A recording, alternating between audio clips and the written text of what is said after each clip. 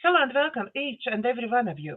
With you today is me, Daiga, multilinguistic international coach therapist from DCTcentre, and with me today is Rachel Moore, vocal coach, performer, and empowerment coach who is passionate about empowering others through the voice. Uh, Hello, Rachel. Hello, lovely to be here. It's lovely to have you here. How you been and what you bring with us today? Oh, right. Well, I've been absolutely fine, thank you. Yes, busy. Well, just back from holiday, so I'm sort of easing into back into everything as well. But yeah, so I just wanted to. It's great to be invited along here, and just to sort of chat a little bit about why I think more people should be singing, basically. Before we start to talk about what you're doing now, I want to remind everybody to be both taking in private clients. Rachel will tell everything about her work and what she does and how she can help you herself in a minute. Her contact details will be below the video, and it is already on YouTube below the video, so you can contact her. And I'm as well taking in private clients for coaching therapy, and I'm working with EFT, Reiki, access bars, hypnotherapy, psychotherapy, counseling. So quite big range of things, and I can help you as well. So, Rachel, my very first question for everybody who joining me first time is how you get where you are now, because I think people are interested, whatever place everybody who watching us is, they are probably interested how everyone get where they are at the moment and how you become this person who can now help others.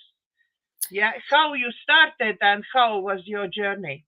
Okay, well, I think I mean, if we go right back, I grew up, and I think it's one of the really important things actually musically. I grew up in a household where there was constantly music being played. My mum always had the radio on, singing along to sort of Frank Sinatra, the Carpenters, and whenever we went on car journeys, there was just music. My parents were heavily into music. Although they never ever performed, they would never even dare to do anything like that.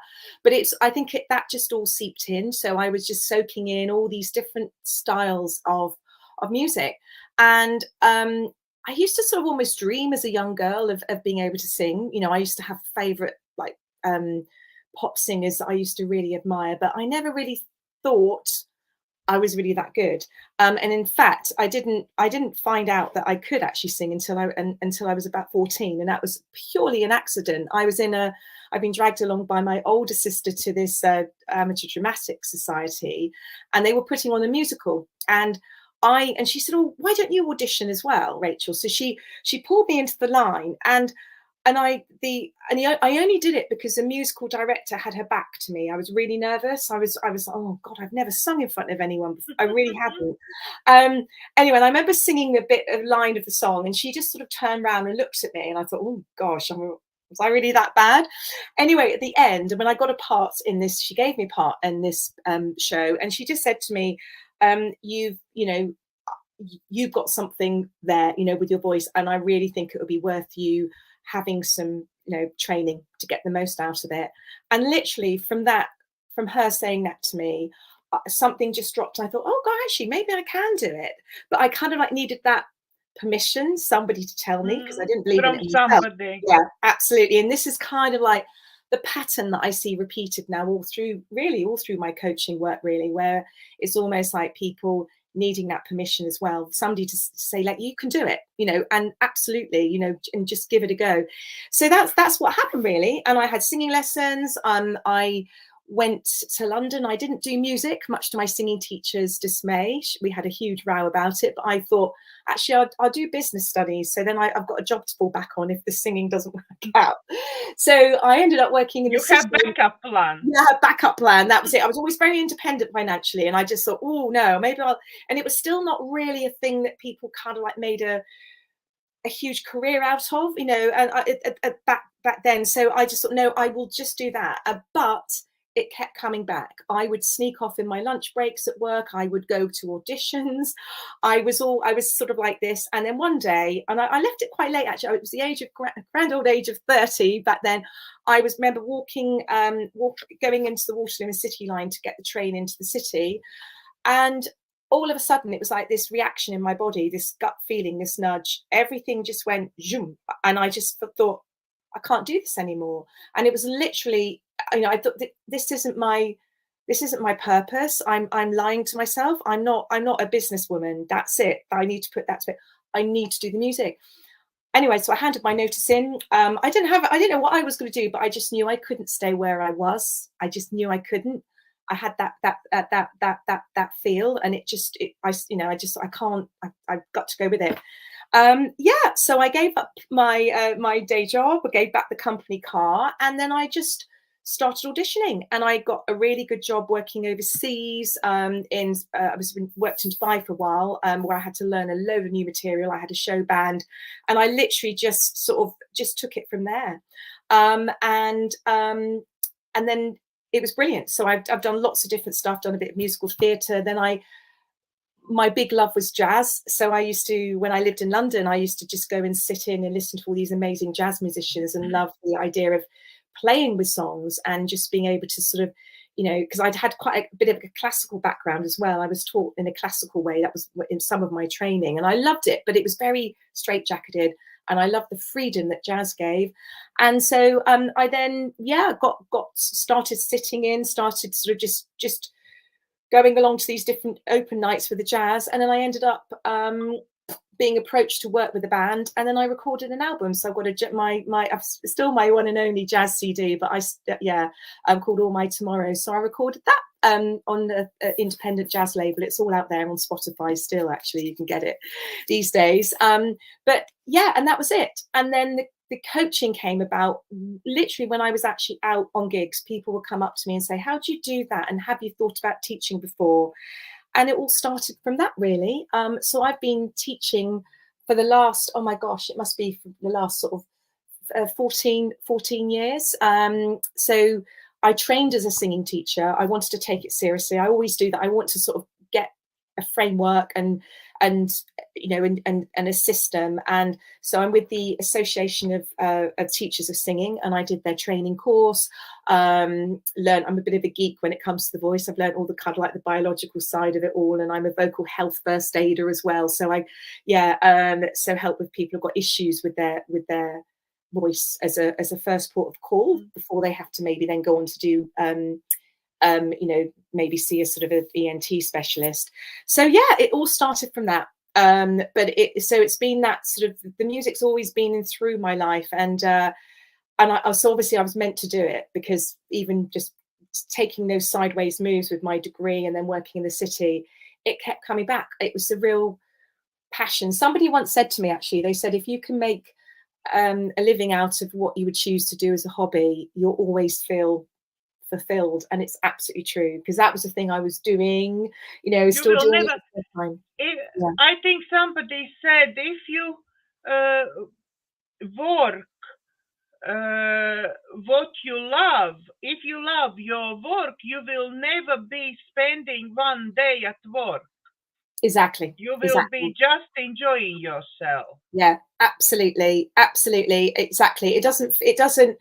You're totally right. It doesn't feel like that. And I've been very fortunate in that, sort of alongside the coaching, I still perform a lot. I mean, particularly in the summer, and I'm sort of doing about 2 or 3 gigs a week, which I adore, because also it gives me the opportunity to sometimes, to bring some of my clients down. I've got them in the past when I have band gigs, to actually sort of sing a duet with me, just to sort of build up their confidence. And I've got some now that are out there. It's brilliant. Some of them are doing more gigs than me, which is fantastic. They're out on the local scene. It's wonderful. So I very much like that. It's kind of like wanting people to share in it. I kind of like want to, there's such a buzz you get out of performing, that I kind of like, if I could bottle it up and give it to people, everyone to experience, I would, because there's nothing like it. You literally feel like you're flying sometimes. It's wonderful. It's just fantastic. Yeah. So that's my other big mission, to try and just encourage more people to sort of tap into it, because you just feel so alive and amazing when you do. How you manage to get from singing, okay, singing coach, but how you manage to get to empowerment coach as well? Right. Okay. So that was, well, I did some was always really interested in all the mindset stuff, because I found that a lot of the clients, particularly working with adults, they were sort of, you know, it was just looking at them as a whole, and often you became just naturally would become almost like a bit of a counselor as well, where they would unload. And something about that in the singing and the songs that you tap into, if it sort of triggered a memory, it would you know, you just start having conversations. So I did some music therapy training, and then I've sort of done some NLP training, some CBT training, and then also you know her as well, the lovely Sue Stone. I became a member of her foundation a few years ago, and she's all very much about empowerment. So that again was sort of learning other tools that I could actually pull into my coaching to just help people to get rid of their limiting, you know, their limiting beliefs. So I use a lot of that, and it's just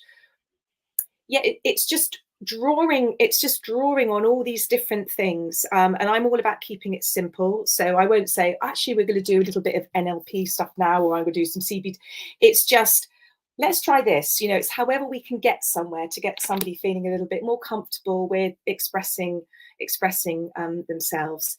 And also the coaching I did, the training I did with it's called Vocal Health Education. I did, it was like last year, where I've become this sort of what they call this first aider. It's looking at the whole person again. It's the sort of the recognizing that, you know, it's what they call the biological, psychological, and social model of a person. And a lot of what we do with the psychological part with that is mindfulness techniques. So I've sort of done some training on that, and that's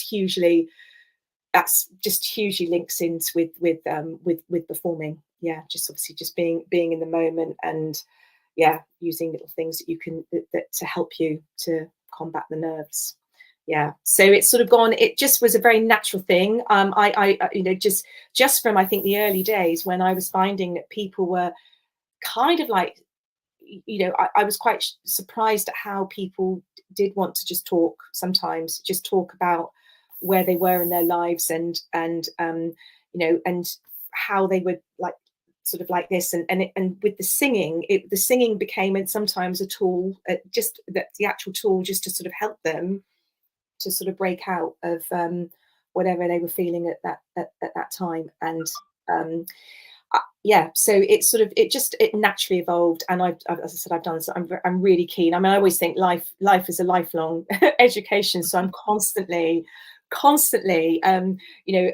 surrounding myself with people who I can learn from as well. It's an ongoing journey, and just sort of picking up tips from people. But I think definitely joining Miss Sue Stone, the foundation, that was a massive sort of add-on to what I do with my work, whole empowerment. I find with my experience, I've been going through lots of courses like you, NLP and everything, but my Sue Stone's course was the changing point. It was like last pixel in a puzzle. Yes. Yeah. It was like, okay, all my puzzle, what I try to move forwards all my life, it's actually now completed. I know where I'm going from now. I know what I done, why I done, and where I am and where I'm going. Yeah. And I most definitely won't be here if there won't be Sue's support somewhere in the background. Yeah.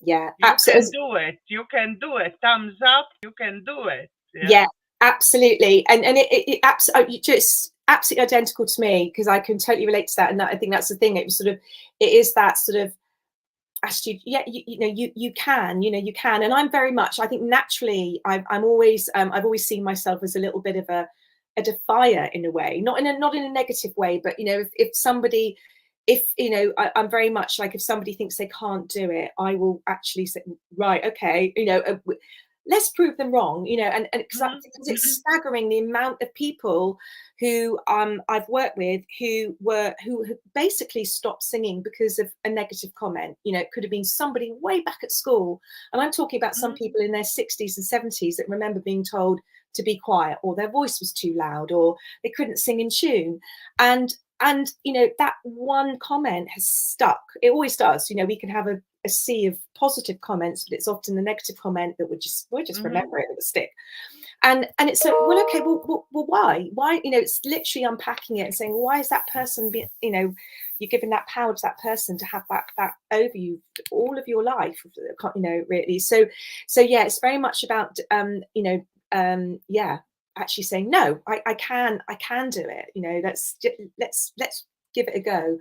Particularly when, again, I'm that, one of my biggest challenges, and I absolutely love it, is working with people who think they can't sing in tune, or have been told they can't sing in tune, because everybody can, and it might just take a little bit longer in some different techniques, but you absolutely can learn to sing in tune. It's just all about tuning in your brain and listening to sort of notes, and you can. It's never an impossibility. So yeah.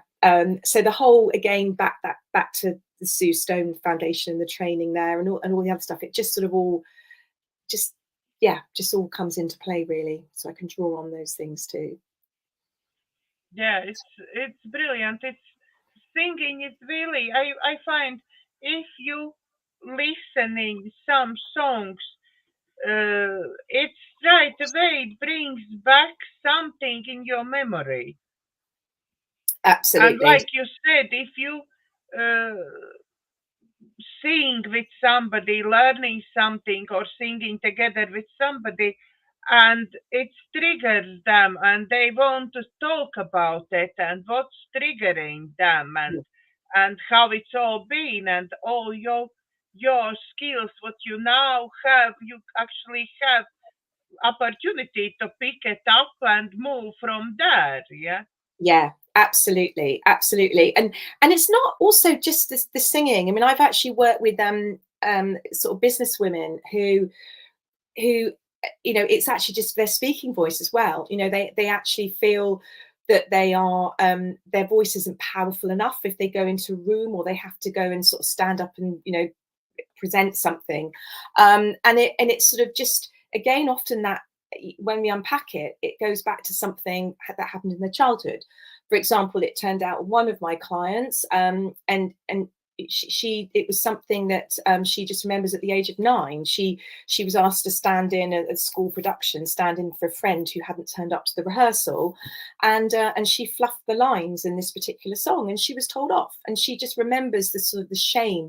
They often talk about this walk of shame, if something goes wrong, and so that stuck with her. So every time, even as adult, she knew she had had to speak in front of a group of business people, she would go back to that 9-year-old girl, and those feelings would keep coming. So yeah, and so by using some of the techniques that we use for the singing, it's just for the speaking voice as well, and so that, and obviously as well, and the sort of the mind, the mindfulness and aspects too. So it sort of helps with that as well. So it really, that's why, again, I'm sort of always going on about the voice and loving your voice, because so many people don't. I've spoken to people who, they won't even sing happy birthday because they just think they're going to sound really, they're not going to sound great. I had one lady who wouldn't even read stories to her grandchild. She just felt really awkward about her speaking voice because she used to be teased when she was a child, and it's like, oh my goodness, So it's just, just helping to to unlock it all, to sort of just to question why why they've got these limiting beliefs, and ways of just overcoming that. And yeah, so they can just sort of express themselves freely, because that's what this is. It's the main way we show up in the world. I know we do lots of online texting and stuff, but we all have to speak and communicate. So if you're happier with your voice, you're just, yeah, it's a huge thing. But you actually helping with speaking as well, or only singing? I do a bit of both. So my main thing is the singing, because I absolutely, yeah, that's my big thing. But I do help people, yeah, with if they've got issues with their speaking. I mean, I helped one lady who, for example, she just wanted to she was a teacher, and she wanted to have more power, literally, to control the class. She was in a sort of doing in a school where some of the kids had been, bless them, excluded. So they were, they used to play up a little bit. So she wanted to learn some of the techniques that we use in theatre, belting, where it's almost like a real power from the belly, where you like that sort of taxi, real power. So she wanted to do it. She wasn't interested that much in singing, but she wanted to, using the singing as a tool, she wanted to learn the techniques, but it just moved on to sort of mainly looking at her voice. And then I helped her as well. She wanted to read a little poem at her son's wedding, which was lovely. So just helping her with that, with the just where, with the breathing and where to emphasize that, all that sort of thing. But so it's the full thing. I mean, I basically, because I always say, singing is an extension of speaking, so it all links in. And that's when I also go on to say that, if you can speak, you can sing, because it is an extension. It's the same. Yeah. Yes, you can sing, but that doesn't mean you will be able to sing right in a right tune, most maybe, but variations out of tune, probably. like me, I find myself in my childhood, I was one of the best singers in a choir. There was some time when in school, all time I was in a choir, and there was some show we have to put up, very important show, I think an end of school year, or something very important. And I was sick, and my the choir school teacher was coming home and begging me, please come, because I can't. You are the only one who's singing very high note in all choir, to kick this higher note up. Yeah, everybody else will be supporting you, but you can shut up all song, but on the very end you have to give your voice just for this ending. Yeah. So yeah, I had good voice, but then I think at some point something happened with my breathing or something, and now I have, like, I don't have enough power. Even when I speak, my voice is getting very quickly tired. Yeah, I'd say if I have to 1 hour constantly speak, or if I have to do a hypnotherapy session, yeah, when I all the time have to speak different timbres of voice and I have to speak, it tires me out more than I will be gardening for this hour.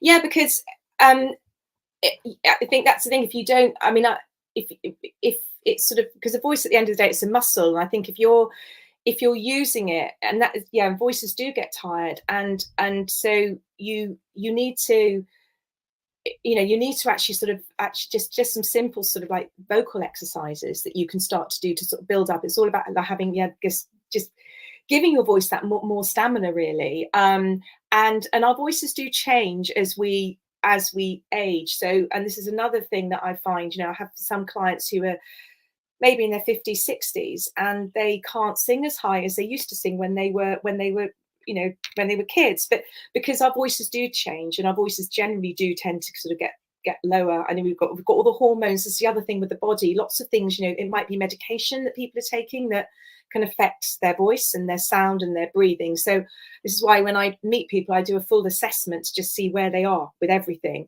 But that's fine.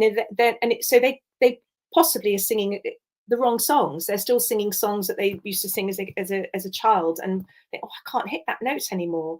But it's fine, because there are loads and loads of songs out there, and it's often finding the right songs for you where you are now and where your voice is at its most sort of comfortable.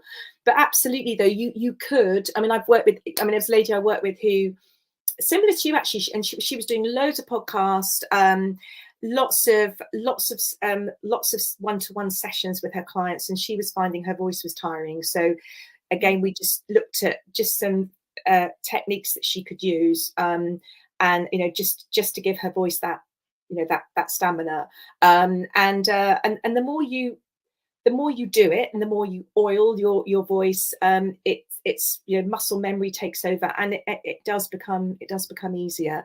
But absolutely, and the key to everything, I always say, it's the breathing. If you get the breathing right, where you're not, it's down in the belly, which gives you that more power and takes the pressure of air away from your vocal cords so they can vibrate freely. That's the absolute key to longevity with your voice as well.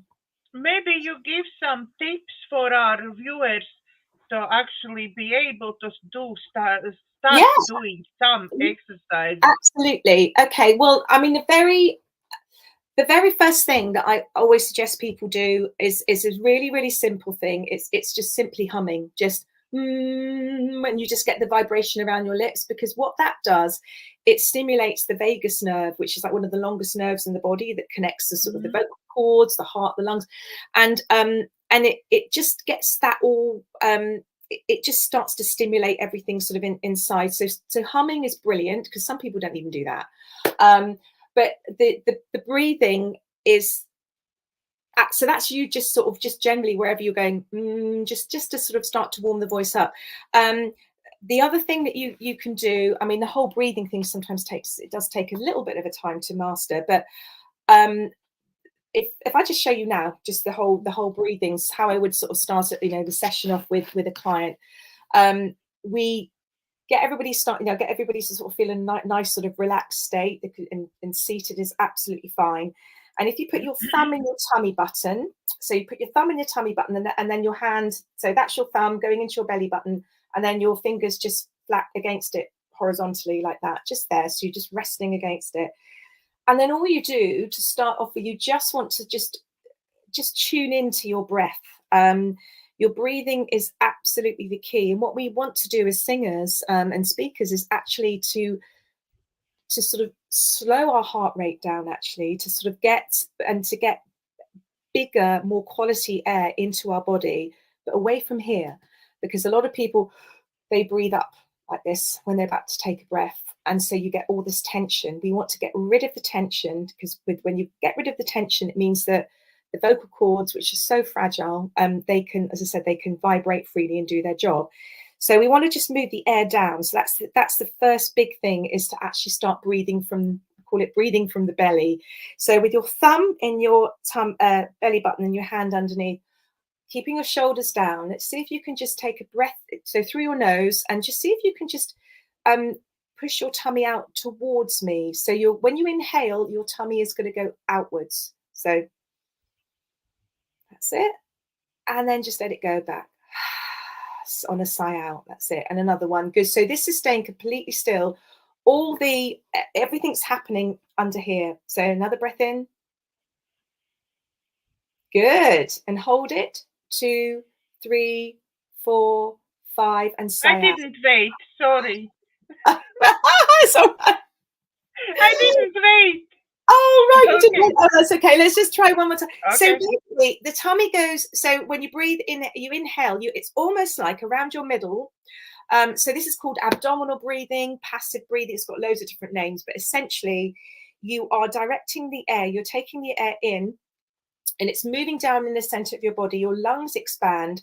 The diaphragm, which is a dome-shaped muscle that helps to sort of facilitate the breathing. I'll stand up, actually. It moves downwards like a suction pump. And your tummy just moves out. It's like a receptacle to receive all that lovely air. So it's almost like you're inflating. Imagine you're inflating a sort of a, one of those safety rings, those rubber rings that when you learned to swing as a kid. Imagine you've got one of those just below your tummy button. So that's what you're doing. You're just moving it. So you're inflating it in as you take a breath in, and then it deflates on the out breath. So it's just really, really, so you're controlling that in breath and then just letting it go. And just a few of these every day will actually start to sort of get these sort of muscles really working for you to support with the singing. And it's good for everything, not just for singing. I mean, this way of breathing, what happens is it helps to slow the heart rate down. You're more connected with what's going on in your body.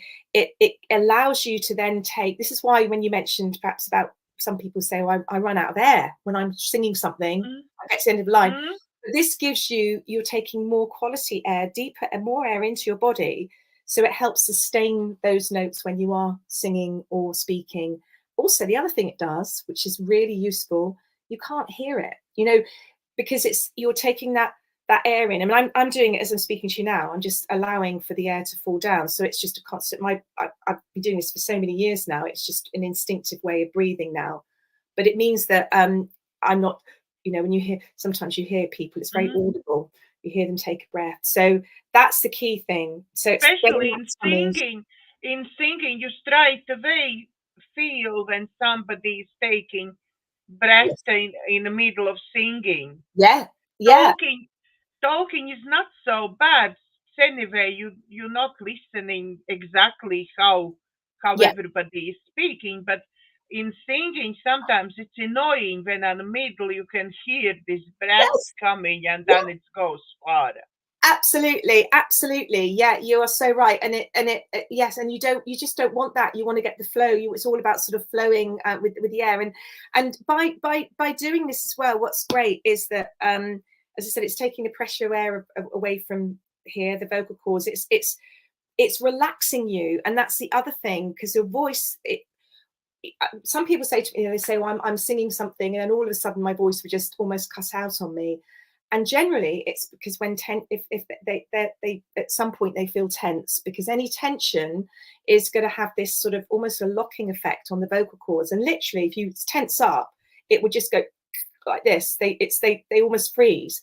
So you want to sort of just, because that's another thing I do as well. Another thing I would suggest for people with their voice before they speak, do any speaking or anywhere, get just some nice gentle shoulder rolls. We always do this before we do a singing session, because your body is all connected with your voice, with the muscles.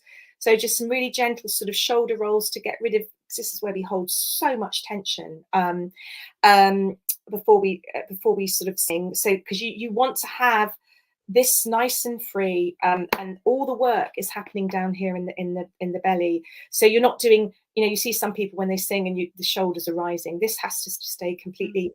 It's almost like being in a, I say to my client, just imagine you're very stately. You're just sort of standing there, and this is your vest. This is almost like an empty vessel where your voice can echo. This is your echo chamber in your chest, and all the work is going on like a swan underneath the water. Is going on with your belly, and all your belly is doing is this.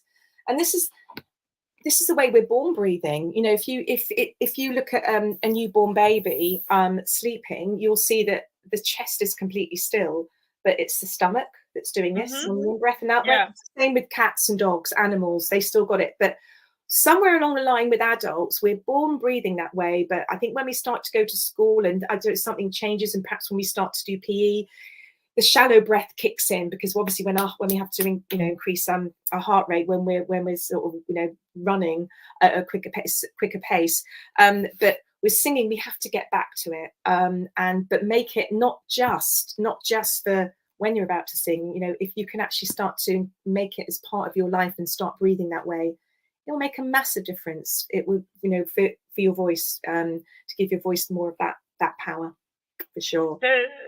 In meditation is the same, actually, breathing. Yeah, absolutely. I always get confused in meditation when, deep breath in, and then is talk about giving air to pineal gland and giving air to all this area, third eye, pineal gland. Yeah.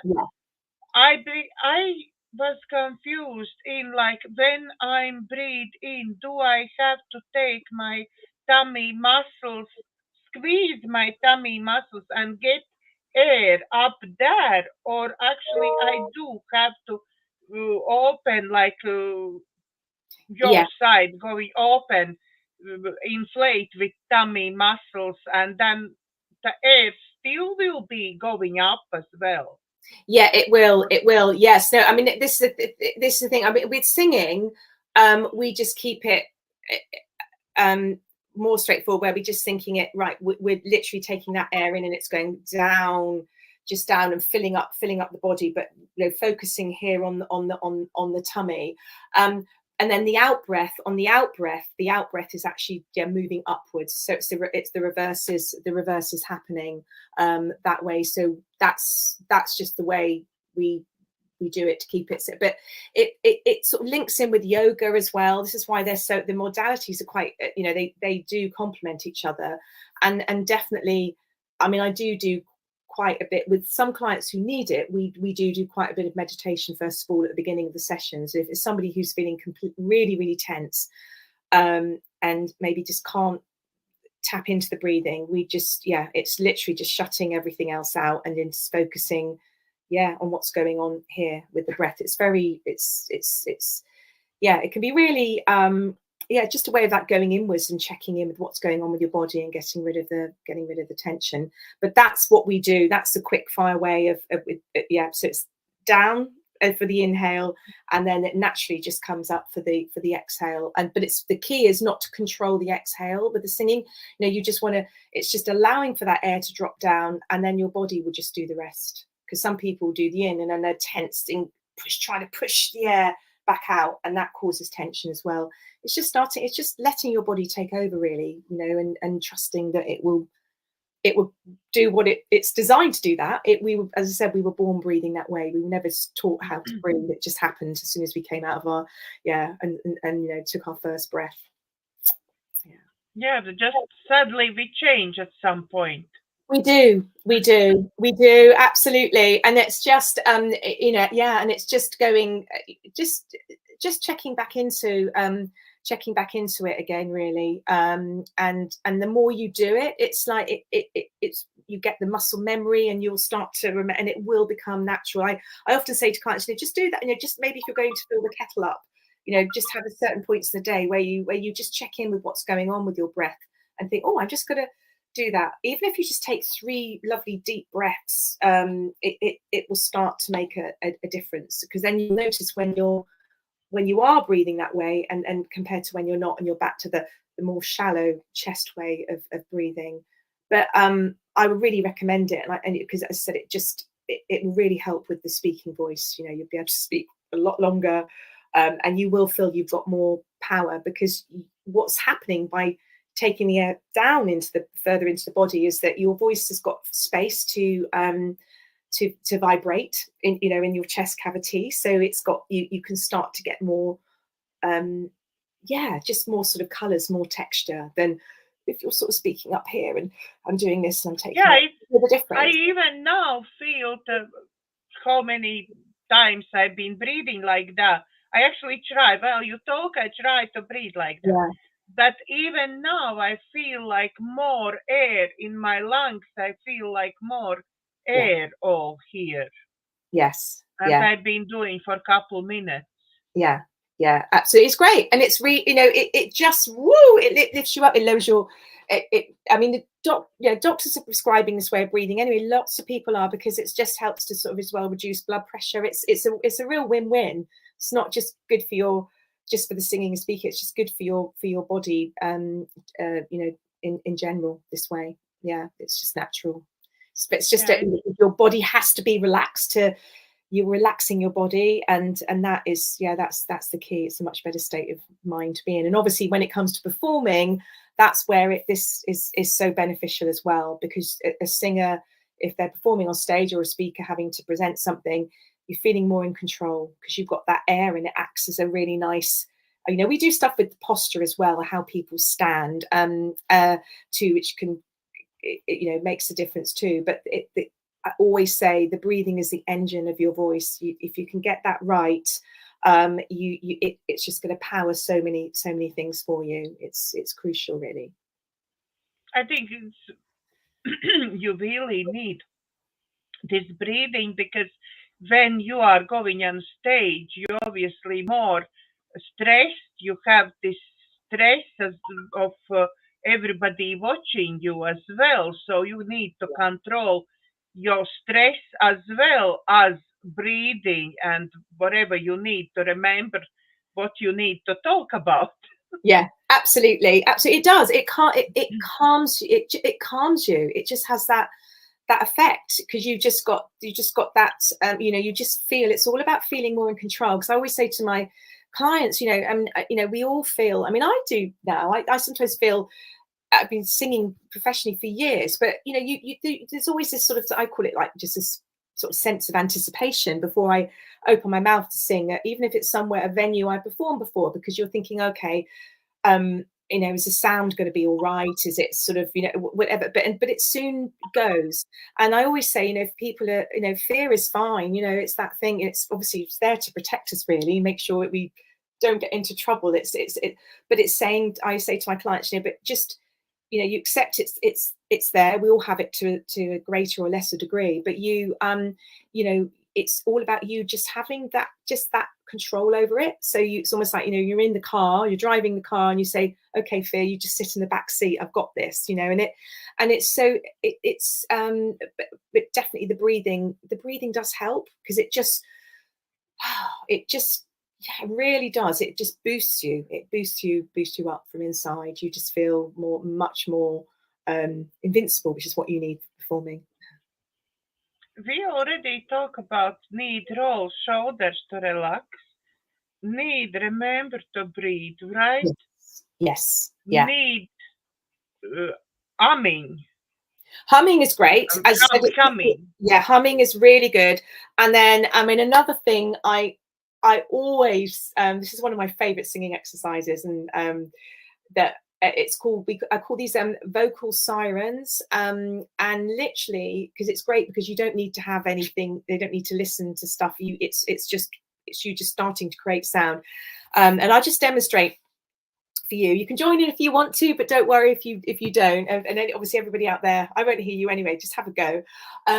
But what you do, you just imagine that you're this is what I call letting your voice out into a playground. You know, you want to be just that lovely sense of freedom that we have as kids, which we tend to lose sort of further down the line. You want to tap back into being that child, and it's just letting your voice, as if you're a child, out into the playground where you're just making a noise without, you don't care what anybody thinks. So what we're going to do, I'm just going to make a sound, and we literally just do this. So I'll just make one for you. So ooh.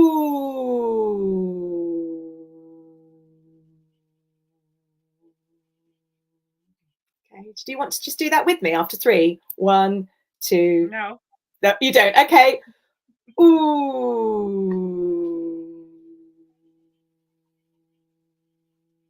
when you doing, it feels like it's going, like you walking far away, like. Yeah. So what I'm doing, a way of setting it up is that I say to my clients, okay, just imagine, you're totally right. Well done. That was really, really well observed. So I sometimes get them to close their eyes. And this is for people that some people have never sung in front of because singing in front of a vocal coach, it's probably, I totally get it. You know, if they haven't sung Happy Birthday in front of people, then they're having to come, they're give me the opportunity to hear their voice. So I say, right, okay, let's imagine you're going to have your eyes closed. You're standing at the top of the cliff, and you've got to say like a bright yellow ball in your hand, and you're going to throw that ball off the cliff and keep your eyes closed, and it's going to make a sound as it drops down into the water below. And that's what we do with the ooh. So it's so effectively, and you're totally right, that's why the sound was, I was imagining that I was throwing this sound out, ooh, and the ball is just dropping down into the water below. Mm. So we do that a few times, and what you're actually doing with that, it's just freeing up your your voice a little bit, getting everything sort of just working so you can hear, and then when you feel comfortable, we then just bring the ball back up to the top of the cliff, so it goes ooh. So it's just bouncing back up, and you can hear it gets higher as it comes back up to me. So it goes, so it's low going down, high coming back up.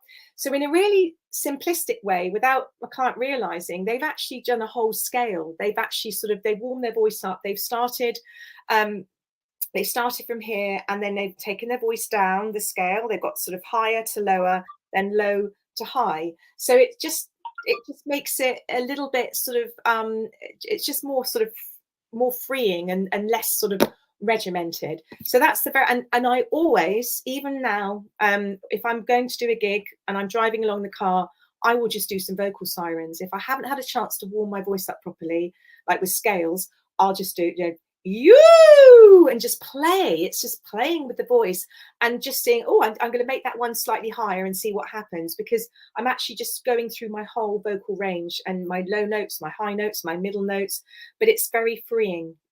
Yeah, so that's one of that's another thing to try. That's great. I will definitely, after this show, I will definitely try, but I'm not confident enough with my voice at the moment. Don't worry, it's absolutely fine. Give this to our viewers. Yes. Is there anything else interesting what you can, easy techniques can tell us? So I just think it's so breathing.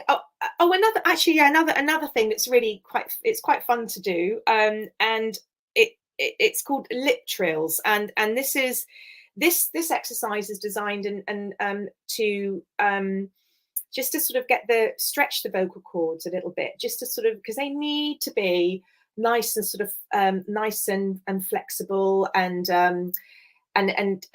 particularly if you're just warming your voice up from completely cold, you haven't done any singing, this is quite a useful one to add into the mix as well. So all you do, it's literally like just sort of making a sort of a buzzing sound. So, but if you put your hand on your tummy, you just do you just blow through your mouth like that, and it sounds. These exercises I'm doing quite often. Do you? Oh, fantastic! Yes, yeah. Because and even this sounds, maybe not sounds ball dropping down, but sounds ball coming up, I'm doing quite often, because in the shows I try to be more serious, but usually at home with my other half, we playing around quite a lot, and I often doing this. That's brilliant. So yeah, I that one is one of my very, and then I'm doing squeaky noises. Oh, okay, right. Okay. Like dolphin. He calls me dolphin. So I'm doing dolphin noises. I didn't know it's actually exercise for my voice, but there you go. It is. Yeah, and you said, I mean, and loads of singers do it. I think there's people like some of them are like on YouTube that do it as a sort of like a warm up. It's quite a well-known one, and in fact, if people have had any vocal rehabilitation with their voice, it's one of the first exercises that to just start to sort of get the voice back in a very gentle way, to test it, the lip trills as they call them, because it's just this, it's just as I said, just getting this this sort of working. It's in a very, very gentle way, and if you're doing it, if you can make that sound, that's really good, because it means that you're actually the tummy, that breathing is working for you, because you can only, if you're tense in your body, you can't make that sound. It's really interesting. You can only really do it with the tummy going. So that's good. So that's definitely something is working in the right way there for you. Yeah, at least something. That's great news. That's great news. Something is working. Is there anything more, Rachel, do you want to tell our viewers today? I just think I just think if you are reluctant to sing, or if somebody has basically said something a little bit negative to you in the past, please don't lock your voice. Don't lock your voice away. Give it. It's something that you can do, and with practice you can actually really can improve your sound. So you'll sort of get to like more what you're doing, what you're producing. It's I think that's it really, just to sort of give it a go. I mean, I can't tell you how many adults that I've worked with, and the thing, who did lock it away for many years, and then we've discovered, they've just had this amazing voice locked away. And one of my ladies actually recorded at the age of 75, recorded a beautiful CD. She's got this amazing jazz voice, and she's sort of selling it for charity. But she's got sort of, bless her heart, she's got ME and other things, which means that she can't go out and actually perform. But luckily she's got this recording. But I just wish, and I think she does too, that she might have sort of thought, oh well, perhaps 10 years earlier or 15 years earlier, because I think if you don't try it, you'll never know. And we've all got, every singer, I believe every singer has got a song. Everyone's got a song that is actually perfect for them, and it's just sort of like exploring that, finding the right song that sort of fits you, I think is really, really key, and then taking it out from there. And singing is so good for you. Full stop. Lots of things, the feel good hormones, everything that sort of kick in. It's scientifically proven, and it can actually boost your immune system as well. There are lots of different things. So yeah, just do more of it. Start off in your own space, and then and see what happens. Yeah. So with encouragement to everybody to sing, please, if you are worried about your singing, if you're afraid of singing, please go contact Rachel, and she will help find your voice. Even now, today, she shared quite a lot of techniques for free. So please go join her, and I'm absolutely sure she will help you open up your voice, and maybe you can become performer or something. Yeah, absolutely. Honestly, it's happened. It has happened, and that's one of the greatest joys. And just so I'm all about just uncovering the voices. I will be doing some group stuff as well, because I really find that really fun. So people can, if they really are, I'm going to be doing a series of things. It's called So You Think You Can't Sing, and that literally is to sort of like literally just destroy all these sort of like these limiting negative beliefs that we all have. And so just in a group way, and people don't even need, so they don't even unless they really want to, they don't even need for their voice to be heard. It's all sort of me just giving technique. They can try it in their own space, and then obviously they've got the opportunity, if they wanted to sort of have a one-to-one with me. That's absolutely fine. But yeah, look out for that. People connect with me, they'll be hearing about that soon. So different ways in getting it unlocked. Thank you very much, Rachel, for sharing all this, your knowledge with us. Thank you very much for joining me. And if you like my shows, please don't forget like, share, and subscribe to my YouTube channel. And from our hearts to yours, thank you for watching, and God